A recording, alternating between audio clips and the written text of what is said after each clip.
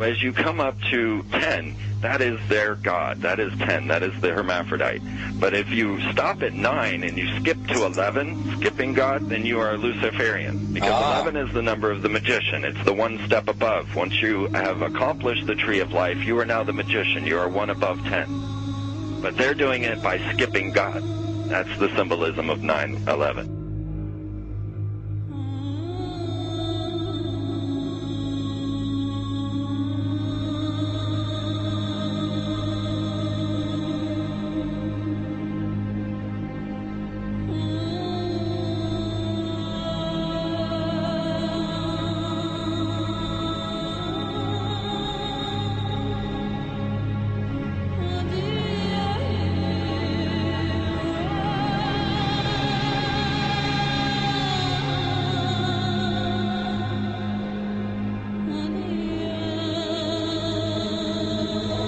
It is a big idea, a new world order.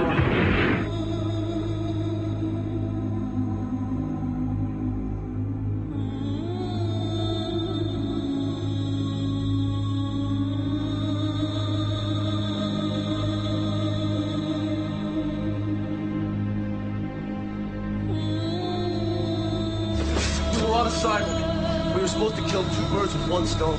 In Fight Club, Project Mayhem destroys a giant bronze spherical sculpture. This seems an obvious reference to the sphere at the World Trade Center complex. Trust me, everything's gonna be fine. In a pivotal scene reminiscent of 9/11, we see the destruction of skyscrapers and the change of a skyline. Second anniversary of the 9/11 attack on the World Trade Center, George Bush asked for an $87 billion increase in military spending.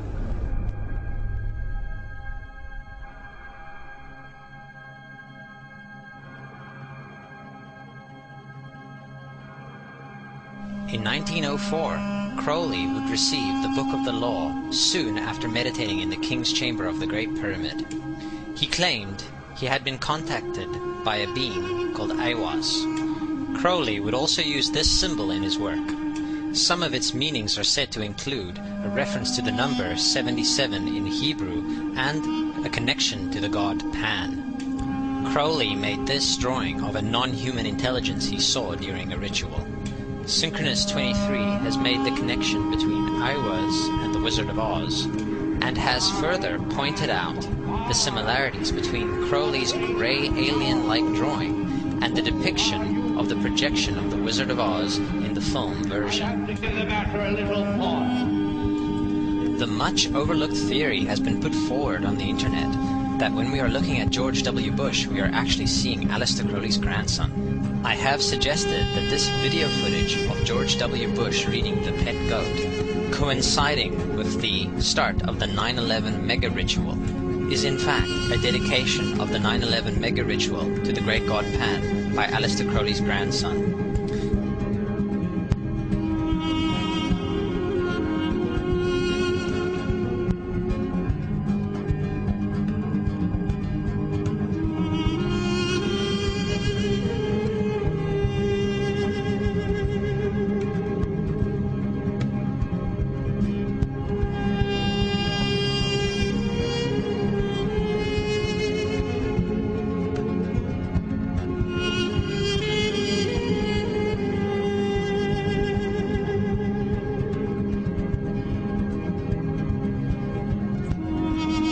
Things get a little weird. This is the 1978 version of The Wizard of Oz, The Wiz. Again, we see the Emerald City connected to New York. On arriving at the end of the Yellow Brick Road, Dorothy and her companions go through the circular portal. Through the door, we see 3 pyramids. Behind the pyramid shape, in between the pyramid pillars of the World Trade Center, we see the sphere, the representation of the Kaaba.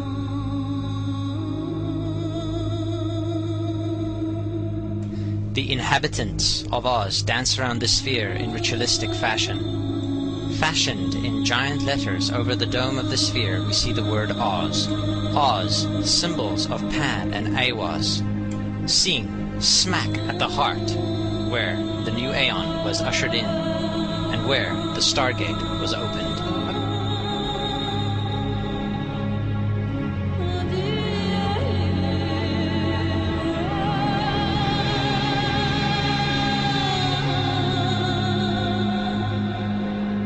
Between the Twin Towers is called the Spherical Caryatid. It was made by artist Fritz Koenig and was nicknamed the Sphere. We see that Koenig made this thing in Bavaria, the same place where the Illuminati was founded. The most interesting fact about the placement of the sphere at the World Trade Center Plaza has to be that architect and designer of the World Trade Center, Minoru Yamasaki, intended the plaza itself to be a representation of the Grand Mosque of Mecca, the sphere in particular taking the place of the Kaaba.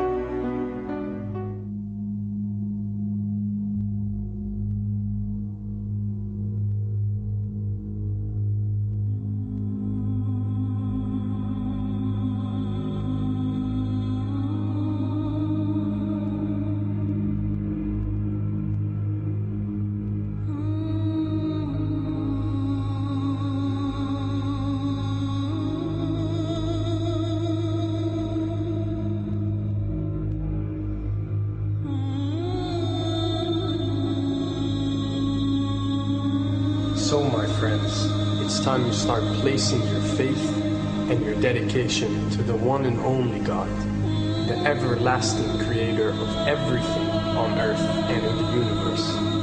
He is greater than anything our minds can comprehend. Do you know how many times Muslims are required to circle the Kaaba and visit it? 7 times, each counterclockwise. Would you like to know why?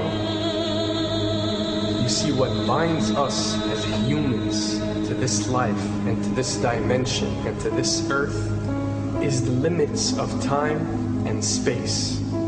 We are bound to this dimension and this reality through time and space. Hence, if one wants to leave this dimension or leave this reality, he needs to break away from time and space. So when you visit the Kaaba and you rotate counterclockwise, what is this practice actually doing? It is literally helping you elevate your soul and elevating yourself to break away from time and space so you can touch something so unique and so beautiful and so powerful that it changes your life forever. And if you don't believe me, ask anyone who has visited the Kaaba how he or she felt or how their lives have changed ever since.